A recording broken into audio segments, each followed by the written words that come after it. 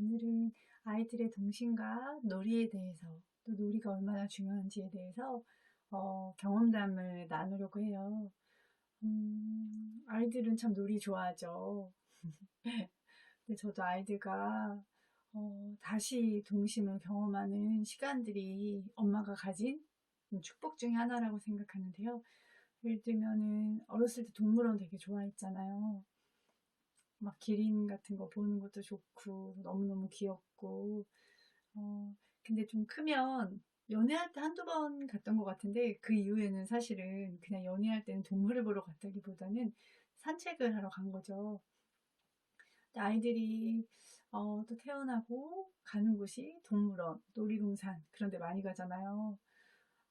그런데 새롭게 다시 경험하게 되는 것 같아요. 그리고 제가 수영을 별로 안 좋아하는데 물을 별로 안 좋아하거든요. 근데 아이들과 여름마다 뭐 청소년 그 뭐 이렇게 수영할 수 있는 그런 어린이 수영장 같은 데도 가고 실내 수영장도 가고 또 뭐 실외 수영장도 가고 이런 일들이 있었거든요. 근데 막 물장구 치고 이거 굉장히 오랜만이고 그리고 아이들하고 이렇게 물도 뿌리고 장난치고 노는 게 되게 재밌더라고요.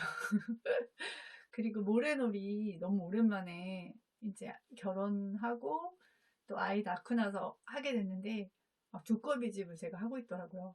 그리고 물도 이렇게 좀 담아와가지고 뿌려서 뭐 만드는 것도 같이 하게 되고 그러면서 다시 예전 기억들이 났던 것 같아요. 예전에 놀이터에서 막 친구들하고 놀았던 기억, 거기서 동전을 발견했던 기억도 나고 그리고 굉장히 밤늦게까지 골목에서 저녁도 이제 배고픈지도 모르고 그냥 밤 깜깜해질 때까지 놀았던 기억, 고무줄 했던 기억, 막 그런 기억들이 새록새록 막 올라오더라고요.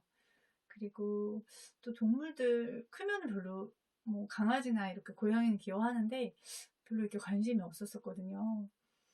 근데 아이들이 너무너무 좋아하고 뭐 코끼리 이렇게 너무너무 좋아하고 또 그런 거 보면서 그렇게 많이 갔던 것 같아요.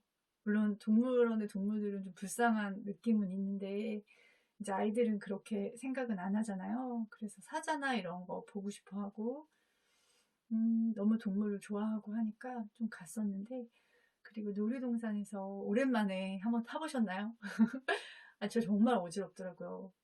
그러니까 이렇게 나이도 들고 이게 너무 오랫동안 그 평형 감각이라고 하나요? 그런 게 좀 노화가 됐는지 너무 어지러워서 막 진짜 너무 괴롭고 그리고 높은 데서 이렇게 떨어지는 그런 놀이기구는 정말 못 하겠더라고요. 너무 무서운 거예요.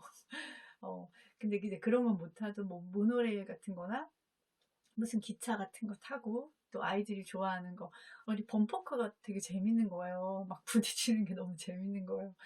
그래서 아이를 낳고 아이와 함께 하면서 그런 제가 잊어버렸던 근데 내 안에 있는 그런 동심들이 막 나오고 그리고 보드게임 할 때도 어 일단 처음에는 인원수를 맞춰야 되기 때문에 제가 거기 같이 참여를 했거든요. 근데 뭐 뱅게임을 그러니까 저희가 그 연애할 때 한참 보드게임이 유행이었어요. 그래서 몇 개가 있었어요. 뭐 루미큐브도 있었고 뭐 뱅도 있었고 여러 개가 있었는데 그것들이 다시 유행이더라고요. 그래서 아이들하고 같이 그런 거 하면서 좀 마피아 게임 같은 건데 되게 재밌고 시간 가는 줄 모르게 하게 되더라고요. 근데 지금도 부루마블은 너무 지겨운 거 있죠. 너무 안 끝나요. 왜냐면 아이들이 계속 누구를 그러니까 파산시키는 거 싫어하다 보니까 너무 오래 막 3시간, 4시간 하니까 이제 그거는 제가 이제 잘 안 해주게 돼요. 그랬던 것 같고 예전에 읽은 책에서 그 어린 시절에 대한 그런 챕터가 있었는데 제목은 행복의 조건이라는 그 책이었어요. 근데 너무 좋은 내용이 많았는데 세 집단으로 나눠서 그들의 뭐 어린 시절부터 그들의 노후까지 연구한 뭐 하버드에서 연구한 그런 내용을 담은 책이었는데요.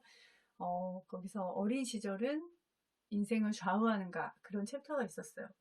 근데 어린 시절에 이제 중요성에 대해서 많이 나오는데 되게 신기한 게 이제 이너시티 연구 대상자 같은 경우 굉장히 열악한 환경 그리고 뭐 그 청소년 수용 시설에 이제 들어간 적도 있었던 경험이 있는 사람들도 포함된 그런 굉장히 이렇게 뭔가 이제 어린 시절에 많은 이렇게 힘든 상황 가운데 있는 친구들이 이제 컸을 때 네, 그런 이제 쭉 연구한 것인데요.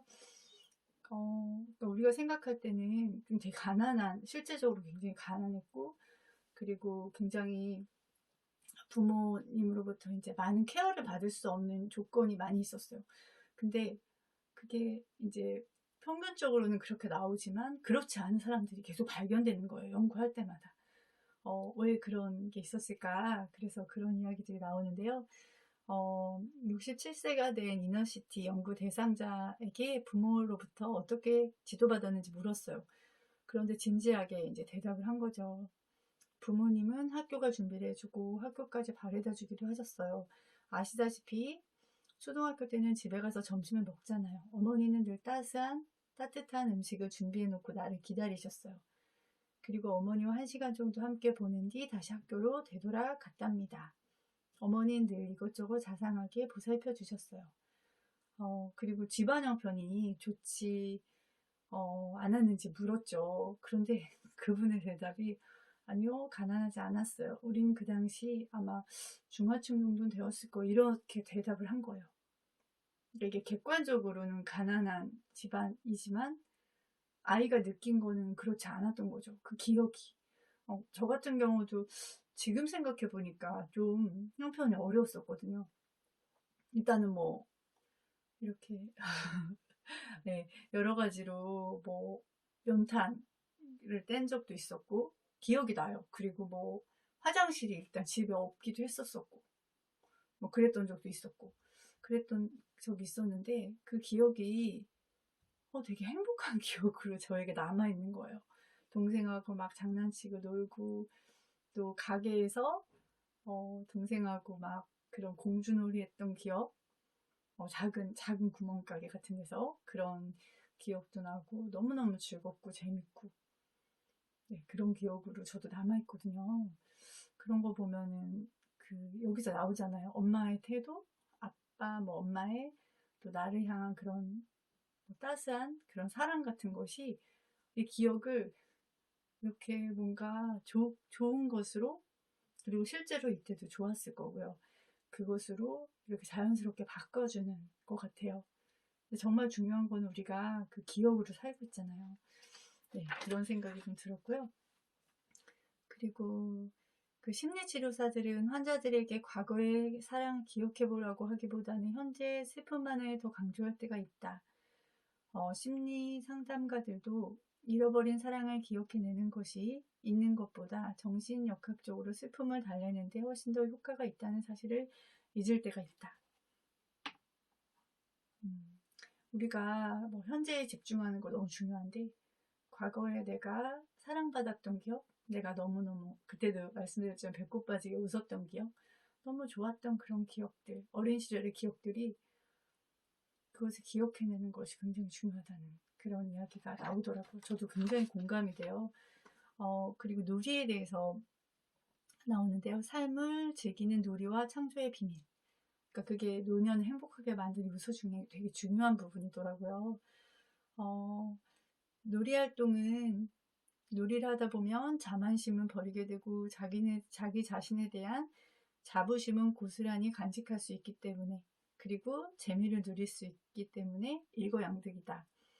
창조성을 발휘할 수 있는 활동이 필요하다. 그런 이야기들이 나오고요. 그리고 노년에도 평생 공부를 지속해 나가야 한다. 이를 통해 성숙한 삶의 결실을 얻는 동시에 천진난만한 호기심을 되살릴 수 있다. 그러니까 배움을 여기서도 놀이의 연장으로 생각을 하는 거죠. 그래서 그런 천진난만한 호기심? 새로운 것을 배우는 것은 저희가 초보가 되는 거잖아요. 어린아이와 같이. 그리고 그것을 통해서 이제 성장해 나가는 기쁨? 네, 그런 것들이 나오고요. 그리고 마지막으로 이 얘기가 저도 좀 되게 와닿더라고요. 어린 왕자 생각이 나면서 사람들은 나이가 들면서 놀이를 그만두게 되며 놀이에서 얻을 수 있는 즐거움을 포기해버리는 것처럼 보인다. 너무 슬픈 얘기인 것 같아요. 웃음을 많이 잃고 삶의 그 무게에 많이 짓눌리고 근데 그러니까 저는 좀 진지한 면도 있고 뭐 막 장난기도 있지만 아이들을 기르면서 굉장히 많이 웃고 또 동심이 많이 회복된 것 같아요. 그러니까 마지막 기회가 엄마의 기회인 것 같아요. 엄마가 되는 거.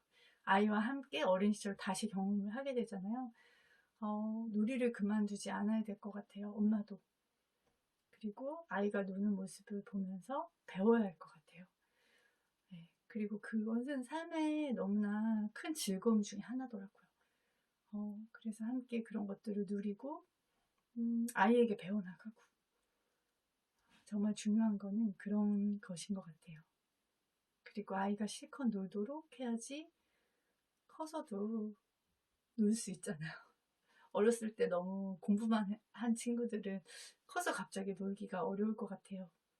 저도 굉장히 많이 놀았던 그 기억으로 인해서 또 아이들하고 이렇게 지내면서 새록새록 기억들이 나고 그 익숙해지는, 그 다시 이렇게 끄집어내지는, 그래서 더, 그 삶은 항상 이렇게 좋지만은 않잖아요. 무거운 것도 있고, 또 슬플 때도 있고, 너무 뭐 좋을 때도 있고, 섞여 있는 게 삶인데, 그것을 잃어버리면 안 될 것 같아요.